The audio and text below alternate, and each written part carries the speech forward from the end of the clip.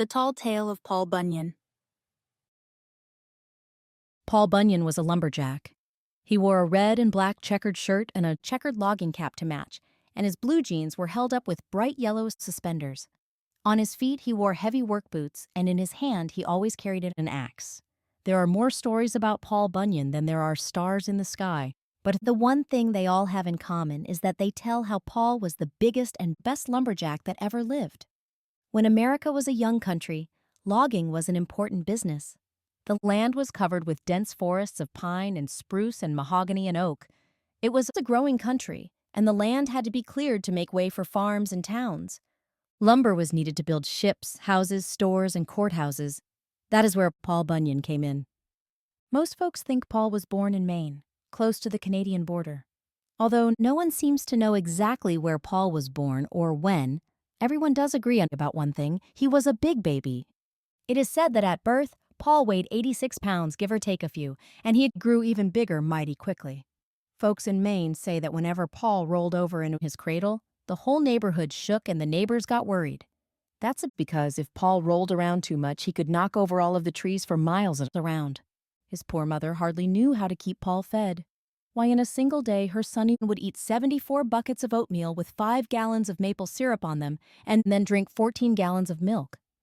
Keeping him in clothes was an even bigger problem, for he grew so fast in all directions.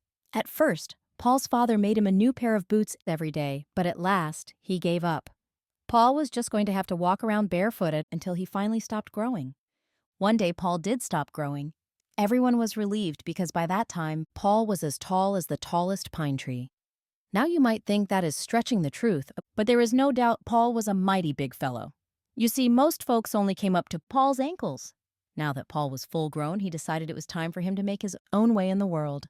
Paul's mother and father were sad to see him go, but secretly his mother couldn't help feeling a little relieved. As she told her husband, keeping our boy fed was becoming an impossible chore. So they climbed a great big ladder and kissed Paul goodbye. Then his father gave him a new pair of gigantic boots, and off Paul went. Soon he came to a logging camp. Although Paul had no experience with logging, he talked the camp foreman into letting him try it out.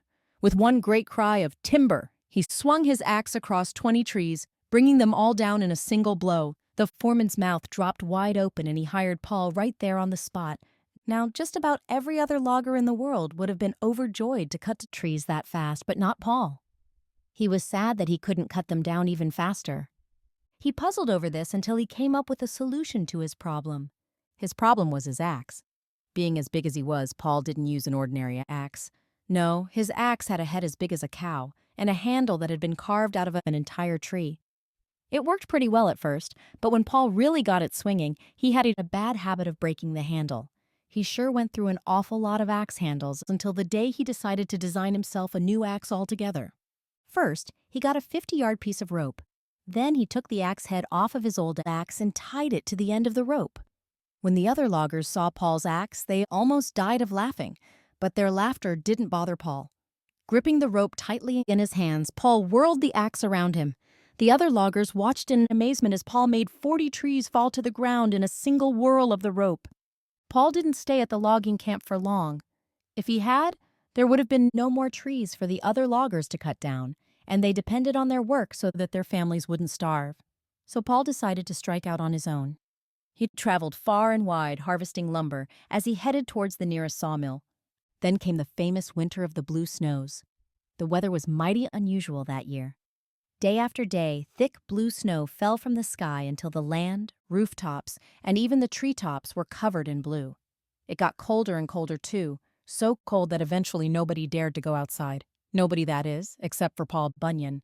On one of those cold blue days, Paul took off into the woods, whistling to himself to keep his mind off the cold. The trees sure looked beautiful with all that blue snow around them. Paul was busy looking around when all of a sudden he tripped over something, which he often did because his feet were so far below his eyes. He looked down and there, to his amazement, he saw a pair of hairy blue ears sticking out of the snow. Paul scratched his chin. Then he reached down and grabbed an ear in each hand. He pulled as hard as he could, and out of the snow popped a big baby blue ox. The ox looked awfully cold, so Paul carried it back to his cabin. Once inside, he set the shivering ox down by the fire. All night long, Paul nursed the poor baby ox. When morning came, the young animal stood up, leaned over, and licked Paul on the cheek with her big, rough blue tongue. The licking tickled, and Paul burst out laughing. "Babe," he said, patting the ox's neck, "I got a feeling you and I are going to be great friends." And that was how the blue ox got her name. Paul was happier than he had ever been.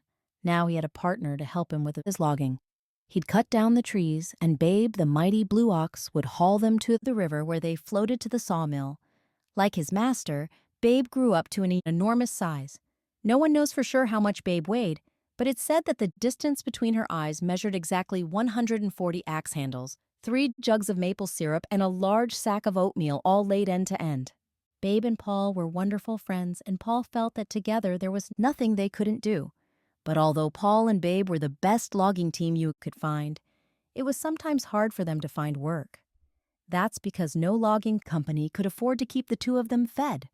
Why, on just one average working day, Paul would have 5 bushels of fried potatoes for dinner, 45 pounds of beefsteak, 7 or 8 hams, 16 loaves of bread, 13 dozen eggs, and to finish it all off, 678 pancakes topped with 9 gallons of maple syrup. Paul would then wash all of it down with 10 gallons of black coffee. So you can see why Paul and Babe weren't too popular around the logging camp cooks. So Paul decided to start a logging camp of his very own. Paul's first logging camp was on the Onion River in the northern woods of Minnesota. He hired several hundred lumberjacks. Paul wanted this to be the biggest and best logging camp ever. And it was. Old loggers who worked at Paul's camp claim it was so big that the men needed maps and compasses just to find their way around. Some folks say he dug the Great Lakes to supply the camp with water. The cookhouse alone covered 4 square miles. The food was carried to the dining room by means of horse-drawn wagons, and there was a pipeline that brought warm maple syrup to each table. I've heard on good authority that the food in Paul's camp was mighty good. Sourdough Sam, the camp cook, made a mean venison stew and some delightful fried chicken, but Sam's sourdough pancakes were every logger's all-time favorite. In fact, Sam was the world expert when it came to making pancakes, and sourdough pancakes were his own invention. They say Paul drained a small lake to give Sam enough room to mix their batter. And the griddle was so big that the kitchen staff had to tie great slabs of bacon to their feet and skate across it just to keep it greased. After a while, Paul grew tired and restless. There were forests in parts of the United States that he had never been to before, so he decided to make his logging camp a traveling logging camp. The very next day, Paul and his loggers set out westward across the United States. While traveling, they logged in the Dakotas, Oregon, Washington, and just about everywhere else in between. Now, all of this tree cutting might sound like it was unhealthy for the land, but Paul didn't do any harm. Although he cut down millions of trees, he made sure he replaced each one with a new seedling. He did this because, as a boy, he had learned that in order for a forest to flourish and grow, it needed to be treated with respect. Whenever a new job came, Paul and his men would move the whole camp to it. This was easy. They'd simply place great big wheels under the dining room, cookhouse, and all of the loggers' bunkhouses. Then Paul would link them all together with log chains and hook them to Babe's harness. The mighty ox would go to work, pulling the entire camp behind her, as if it were as light as a goose feather pillow. One time, Paul and his men were logging in Wisconsin. They had to use a road that was so crooked and tangled up that they couldn't even find their way to the forest. The road was such a mess that loggers going back to camp would run right smack into themselves coming the other way. Paul knew that something had to be done. He considered the problem for a while, and then the answer came to him. He simply hitched Babe, the mighty blue ox, to the road and yelled, "Come on, Babe, pull, pull!" Babe grunted and groaned and yanked as hard as she could. For a while, nothing happened. Then with a loud crack, so loud that it sounded as if the earth was splitting in two, the crooked road lost all of its kinks and became as straight as a ruler. Paul loved solving tricky problems like that.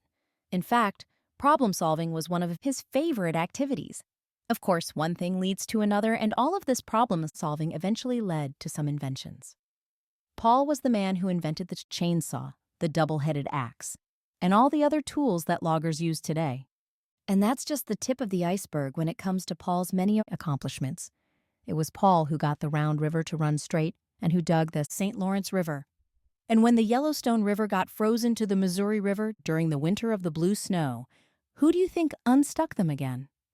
Paul also created the Rocky Mountains and the Appalachian Mountains, and here is how he did it. When logging was at its height, some important people hired Paul and his crew to dig a canal across the middle of the country so logs could float back and forth. So Paul started digging. Whistling as he worked, he shoveled so fast that before long he built up a great heap of dirt to the right and one to the left. And that's exactly how the Rockies came to be on one side of the United States and the Appalachians on the other. When Paul was finished digging the canal, Babe kicked in a huge bucket of water and turned Paul's canyon into the Great Mississippi River. So as you can see, there wasn't much about the great outdoors that Paul wasn't involved with in one way or another. Now, you're probably wondering whatever happened to Paul Bunyan, the greatest lumberjack of all time. Well, there are plenty of stories about that too. But most folks claim that the United States was just getting too civilized for Paul and Babe, so the two headed north to Alaska, the only state truly big enough for the two of them. Others, mostly loggers, insist that Paul Bunyan is still around the lower 48. According to them, Paul's fame has made him want to retire as of late, and that he now spends his time relaxing deep in the northern woods. So remember, if you're ever out walking in the woods one day and you hear a loud voice holler, "Timber!" so loud it makes the entire forest shake. Don't be too startled if you turn and find yourself staring at the boot of Paul Bunyan, the greatest lumberjack of them all.